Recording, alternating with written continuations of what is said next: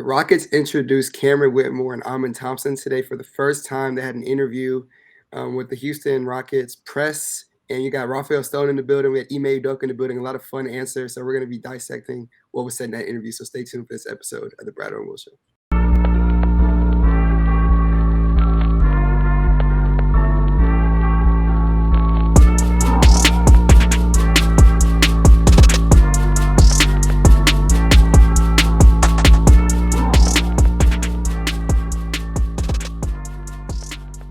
All right, and welcome back to the episode of the Bradeaux and Will Show. I'm your first host, as always, Will. You can find me on Instagram and Twitter at Bias Houston.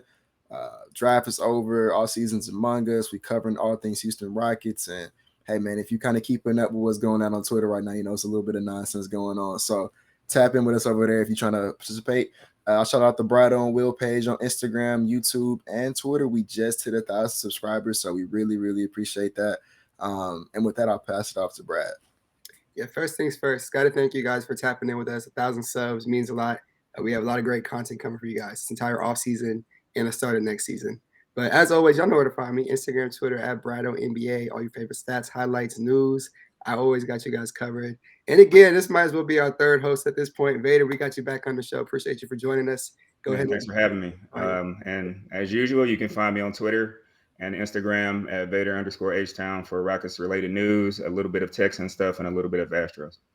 Yeah, and Vader, we're going to kick it to you. We're going to keep this episode nice and short, but it's great to see Thompson and Ken Whitmore, give their answers and let's talk about being in the city of Houston and what to look forward to, and also hearing Rafael Stone talk and Udoka as well. So what were your thoughts on the entire interview as a whole?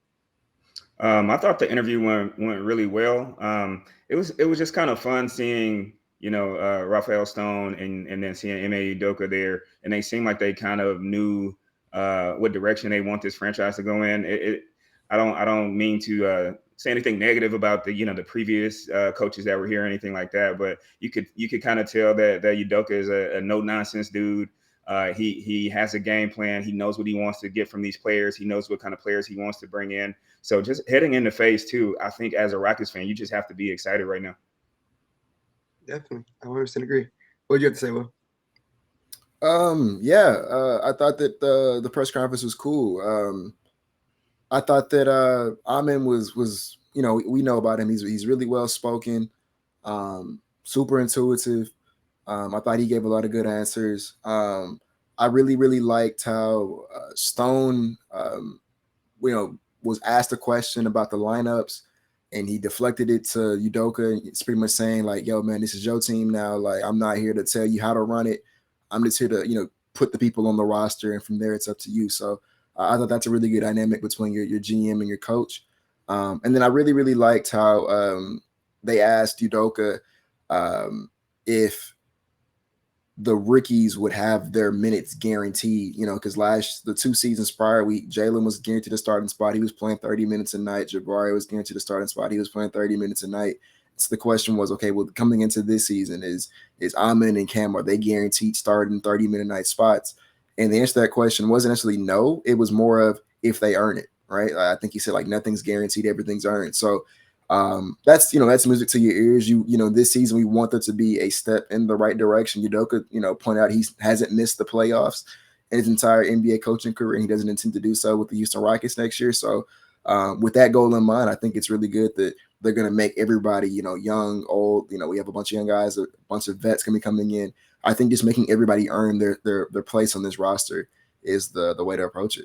And he's saying kind of pretty much everything that we've been saying on social media, as far as like we might be, if not the number one as far as athleticism team in the league, we're right up there, and they recognize that. So I kind of feel confident that they're going to put these guys in positions to be successful. But then he also mentioned, we got to add some shooting to this. We have to add some veterans to this mix. So they're not done, guys. So I think a lot of people think we're victory lapping, but like, let us be happy, man. Like we said it on the last podcast, it's almost every time that we feel like we were in position to like get a guy that we want or whatever, it just kind of slipped through our grasp. And this time we got 2 of the guys we wanted, right? We got the coach we wanted. So yeah, Houston Rockets fans, we feeling pretty up right now, and it's not over though. They still realize that there's a lot of work to be done, And so that's what the press conference kind of let me know that I think everybody's on the same page for the first time in a long time. Like, when is the last time that you looked at our fan base and you kind of felt like, like we're kind of unified right now? I don't know how long it's going to last. Probably not very long, but it's almost like everybody is kind of excited right now and like optimistic, which is shocking. Yeah, ultimately, I want to touch on what Will said. I never realized until just now that Ime Udoka has never ever missed the playoffs in his entire coaching career. That's huge, and he doesn't plan on doing that anytime soon. So I'm excited to see what vets they bring into the mix. But for this interview as a whole, just specifically talking about Ahmed Thompson, I love his character, the way he carries himself. Great, mature answers. He was really a student of the game. He came in and told us what Cameron Whitmore's game was. I love that he said, he was number one pick on my board. He's going to be a great mix into this Rockets locker room. It's important to have a group of guys that is extremely close, and you could tell Amon's going to fit perfectly in that mix. Same with Cameron Whitmore. I loved his reaction to Amon telling him his game. And Cameron Whitmore's a basketball junkie as well. He was able to tell you guys what Amon's game was as well. So just that, I loved Amon talking about, I want to bring championships to the city, a winning mentality, leadership, intangibles, defense, MVPs, depoys, all those things. Amon is excited about those, and if you guys didn't know, he breathes, eats, and sleeps basketball. They said he may love basketball too much. He'd sleep in the OTE locker room at times. This is a guy who can really come in and be that floor general for the Rockets, for the future. So I really loved his answers. As for Cameron Whitmore, he really wanted to go to Houston. He worked out there for a while, and he was excited to go there, potentially at 4, and the Rockets still got him at pick 20. Stone and Udoka said they were extremely excited to get him at pick 20 because they were obviously considering him at pick number 4. So to get 2 top prospects and, for them to fit into this new Rockets young core, it's going to be really fun. And now we just wait to see what vets they add to the mix because, again, this isn't a team that's just trying to just give out developmental minutes. You're going to have to earn those minutes, which is different from the past. Shout out to Will for bringing that up.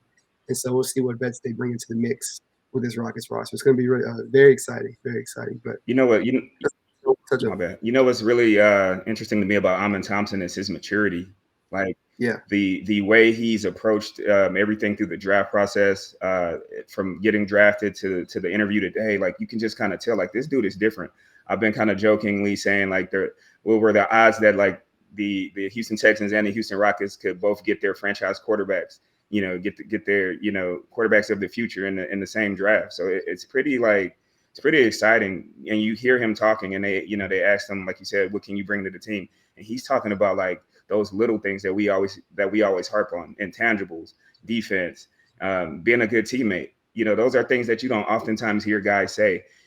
Later on in that same interview, he talked about how he wanted to get Jabari Smith Jr. and Jalen Green open looks at the open shots. And I'm like, okay, this is it, man. Like, I know that we liked Wemby a lot. I know that we liked Scoot Henderson a lot, but we were also very high on Amon Thompson. And now that we have him in our building, you're kind of seeing some of the leadership things that you want to see from that position. Like, we have a lot of talent on this team, but one of the things that it seems like we've been missing in the past is like we need guys who are willing to take leadership roles on this team. And I think we have a few. He's not the only one. I'm not trying to make it seem like, because I think Jabari Smith Jr. has some leadership there.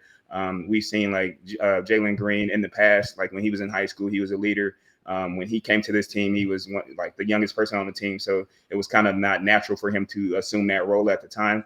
But now, the way things are going right now, I think, with Amon Thompson added to this mix, I think they're putting some high character guys in place. And, if you're really trying to build something sustainable and something that's going to win basketball games for you, that's what you want. It's not always just about talent. It's about the character that you have in the building. And the addition of Amon Thompson, I don't think you couldn't do too much better. I mean, this dude seems like, he's like the type of person like that you would like introduce to your family and be like, hey, this my best friend, and they'd be like, yeah, I taught you right, because all of his answers are always pretty spot on. He's well spoken, just he's like a perfect fit for this team. And then like I can kind of see why Cam Whitmore may have not like knocked out his interviews. He seemed a little bit nervous, but you know what? I don't really care about that. Can he hoop? I don't care if it's like, we don't need him to be a motivational speaker. We don't need him to be some kind of guy that's a rah-rah guy. You know, everybody can't drive the bus, right? If he's a guy that's going to come in and play hard and excel in the things that he's good at, which is shooting, slashing to the basket, getting dunks, that's really what we need from him. So, like I said, though, like during that interview, you could kind of see like he didn't give the same type of answers. Not that his answers were bad or anything of that nature, but if he failed a 20 because, you know, he didn't give those scripted answers, then the Rockets definitely were very fortunate. And I'll say one thing on that front. Cameron Whitmore is extremely young. He's still 18 years old, doesn't turn 19 until July 8th. So, I mean, Amon Thompson's a 20-year-old, so the maturity levels are different on that front. But again, Cameron, you can come in and hoop like the top 5 prospect that you were supposed to be, then that's all we care about. I could care less about his answers in an interview or anything like that. They said the same thing about Tari, saying, oh, he lacks IQ. But what did he do at pick 17? He went out there and showed that he was still in the draft. And I'm hoping Cameron Whitmore could do that same thing. But that's the last thing I had to say. Will, did you have anything else you want to touch on? No, Again, guys, yeah. This is probably our shortest episode. Again, we're excited about these new prospects coming in. Summer League is going to be on July 17th, if I'm not mistaken, or is it July 7th? July 7th through July 17th. So excited for that. And we're going to be covering that as well. So as always, again, you guys find me at Bradeaux NBA, Instagram, Twitter, stats, highlights, news. Got y'all covered. Vader, appreciate you again for pulling up to the show. Go ahead and plug your stuff again. All right, you can find me on Instagram and Twitter, Vader_H-Town. Yes, sir. And then Will. Yeah, you can find me on Instagram and Twitter at Bias Houston, man. Appreciate you guys for tuning in. Thank you guys for liking, commenting, subscribing. We always appreciate you for that. Like I said, thank you guys for 1,000 subs, and we'll see you guys next time.